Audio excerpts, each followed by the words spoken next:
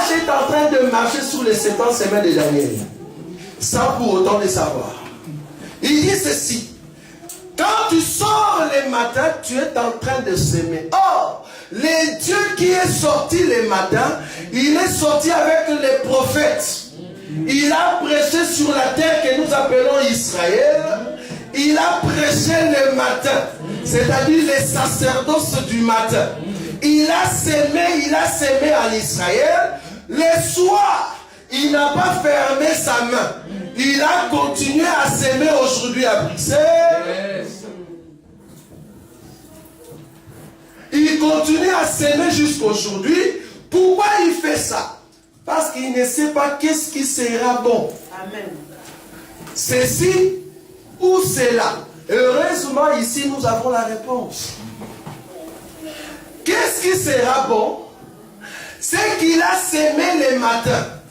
Ceux qui lui ont reçu, ou qui l'ont reçu, il leur accorde, vérifiez les enfants, il leur accorde la grâce, n'est-ce pas, de recevoir cette sémence. Et le soir, il a dit, ne retenez pas ta main. En d'autres termes, ne retenez pas le ministère. C'est le soir là où le ministère est en train de vous. Donc le soir, Dieu a sémé par le Fils. Mais le matin, il a sémé par le prophète. Pourquoi? Parce qu'il ne sait pas qu'est-ce qui sera bon. Or, qu'est-ce qui sera bon? Ce sont tous ceux qui ont accepté sa sémence. Or, ceux-là, la Bible les identifie comme étant l'Église. Pourquoi? Parce que les bons doivent aller maintenant à l'enlèvement. Est-ce que vous voyez ça? Donc, c'est les bons qui vont aller à l'enlèvement. Mais les sages, tellement qu'il est sage, il a dit, peut-être les deux seront bons aussi également. Mais quand est-ce que les deux seront bons? C'est pendant les milléniums. Est-ce que vous avez vu ça? Donc, pendant les milléniums, il y aura d'autres qui seront bons là-bas, les deux. Mais pour le moment, nous avons d'abord ce qui est bon. Or, ce qui est bon, c'est quoi? C'est l'Église. C'est l'Église aujourd'hui qui est bon et qui est en train d'accepter la sémence. Mais j'ai pris cette écriture, pourquoi? Pour vous montrer que le même Dieu qui a commencé à s'aimer le matin, c'est le même Dieu qui s'aime le soir.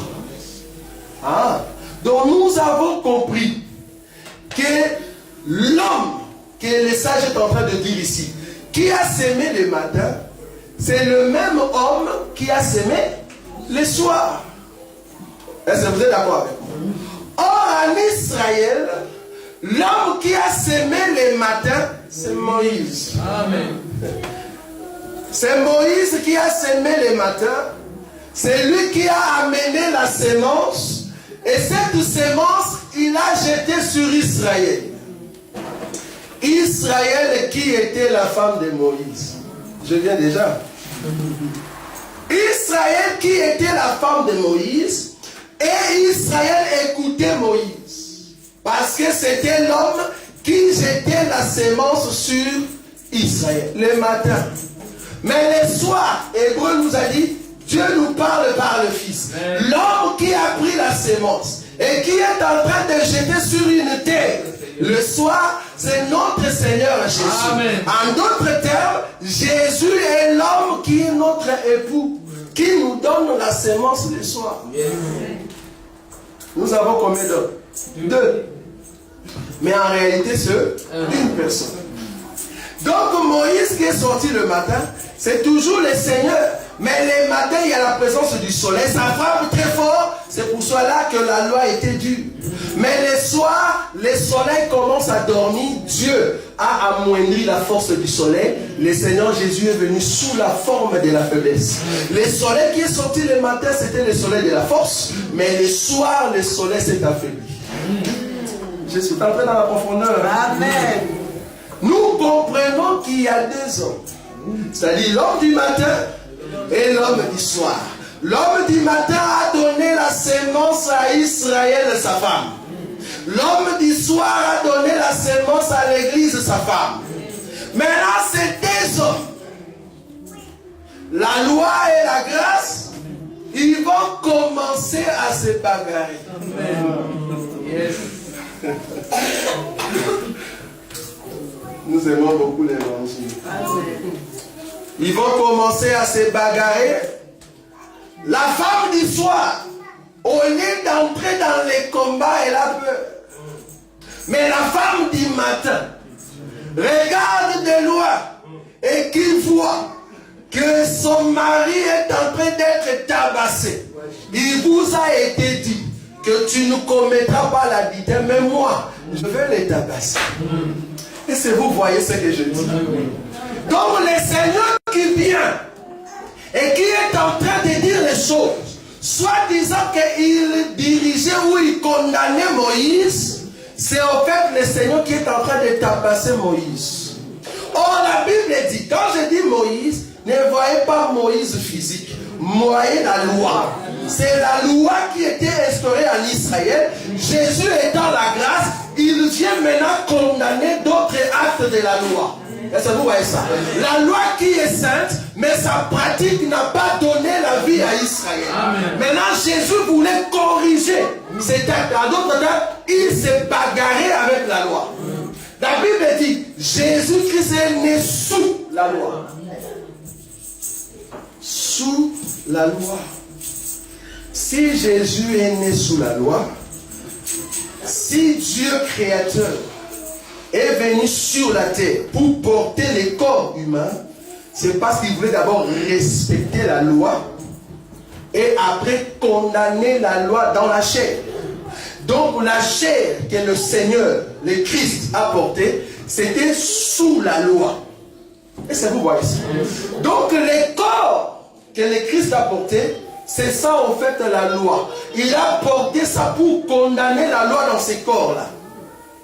Or, à l'intérieur de cette loi, il y avait le Père qui était à l'intérieur. Il y avait la vie qui était à l'intérieur. Donc, Dieu qui était puissant avant, qui était très fort, qui était dans la rigueur, va prendre la forme de la faiblesse. En venant sur la terre, il combattait la loi qui était sa chair. Et lui-même à l'intérieur, pour vaincre la loi dans la chair.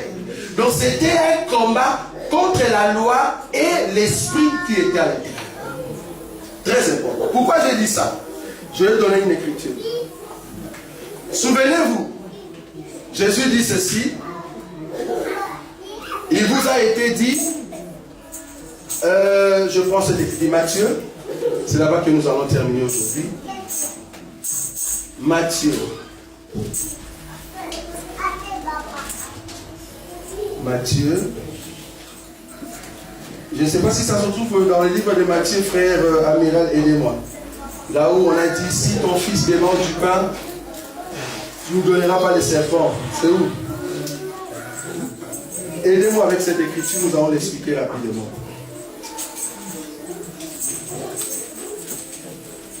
Vous avez trouvé ça?